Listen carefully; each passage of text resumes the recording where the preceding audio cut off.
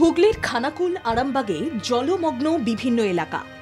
এখনো খানাকুলের দুটি ব্লকের ৯টি পঞ্চায়েতের বিস্তীর্ণ এলাকায় বানভাসী অবস্থা। খানাকুলের জগদীশ তলায় আরামবাগ গড়ের ঘাট রাজ্য সড়কের ওপর দিয়ে বইছে জল। এর জেরে বাস চলাচল সম্পূর্ণ বন্ধ হয়ে গিয়েছে। গড়ের ঘাটের সঙ্গে খানাকুলের সড়কপথে যোগাযোগ সম্পূর্ণ বিচ্ছিন্ন। রাজ্য সড়কের ওপর দিয়ে চলছে নৌকো। তবে খানাকুল ২ নম্বর ব্লক প্রশাসনের তরফে ওই রাস্তা পারাপারের জন্য বিনামূল্যে ট্রাক্টর পরিষেবার ব্যবস্থা করা হয়েছে।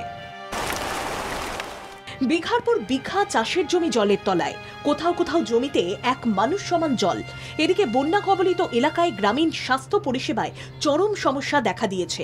বন্যা কবলিত এলাকায় জ্বর সর্দির পাশাপাশি জলবাহিত রোগের প্রকোপ বাড়ছে। যদিও এই পরিস্থিতিতে খানাকুলের মারুখানা প্রাথমিক সুস্বাস্থ্য কেন্দ্রে জল পেরিয়ে পৌঁছতে হয়রানির শিকার হতে হচ্ছে স্বাস্থ্যকর্মীদের। স্বাস্থ্যকেন্দ্রগুলিতে অবশ্য পর্যাপ্ত ওষুধ রয়েছে বলে জানিয়েছেন স্বাস্থ্যকর্মীরা।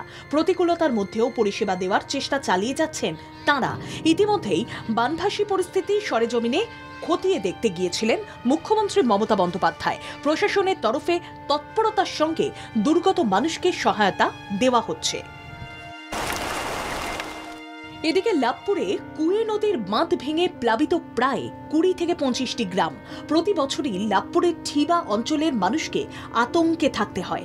নদীতে জলস্তর বাড়লেই ভেসে যায় গোটা এলাকা। এবছর নদীর বাঁধ ভেঙে বানভাসী পরিস্থিতি। কথায় আছে নদীর ধারে বাস, চিন্তা ১২ মাস। হ্যাঁ, চিন্তা এসে পড়ে বর্ষাকাল এলেই লাভপুরের ঠিবা অঞ্চলের মানুষদের। কার্যত ঠিবা অঞ্চলের পাশ দিয়েই বয়ে গিয়েছে কুয়ে নদী। সেই কুই নদীর জল কার্যত বর্ষাকাল এলেই ফুলে ফেপে ওঠে কুই নদী, এবং তার জেরে প্রত্যেক বছর কার্যত কুই নদীর জলের তোরে বাঁধ ভেঙে যায়, এবং তার ফলে প্লাবিত হয়ে পড়ে প্রায় ২০ থেকে ২৫টি গ্রাম।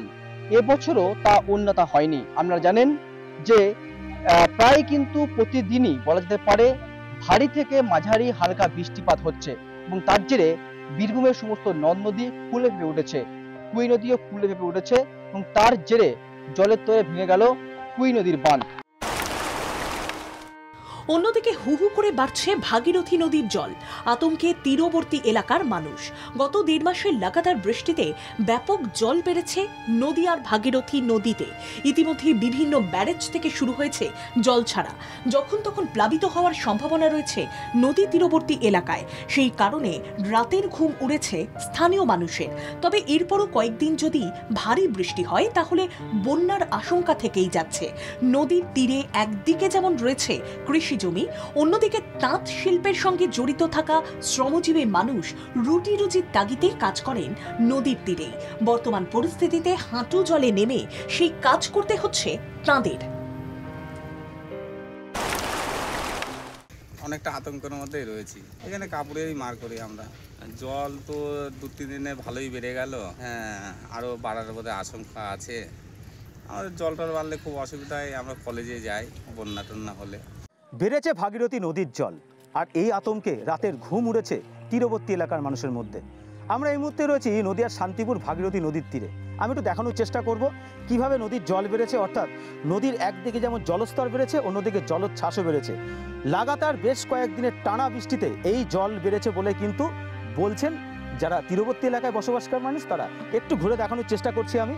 এখানে যারা শ্রমজীবী মানুষ তারা কিন্তু রুটি রোজগারের জন্য এই তীরবর্তী এলাকায় তারা কর্মজীবনে ব্যস্ত হয়ে থাকেন। অর্থাৎ শান্তিপুরের যে তাঁত শিল্প তার সাথে জড়িত যারা মানুষ রয়েছে, অর্থাৎ শাড়ির যে মার দেওয়া হয় সেই কাজ তারা করেন।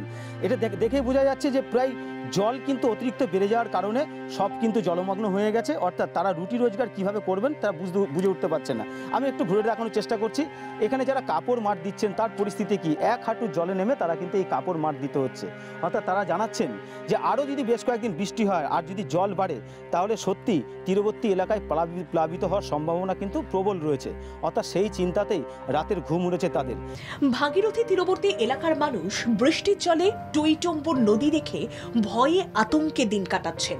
সত্যি যদি প্লাবিত হয় তীরবর্তী এলাকা তাহলে সরকারি কলেজ কিংবা স্কুলে আশ্রয় নেওয়া ছাড়া আর কোনো উপায় নেই।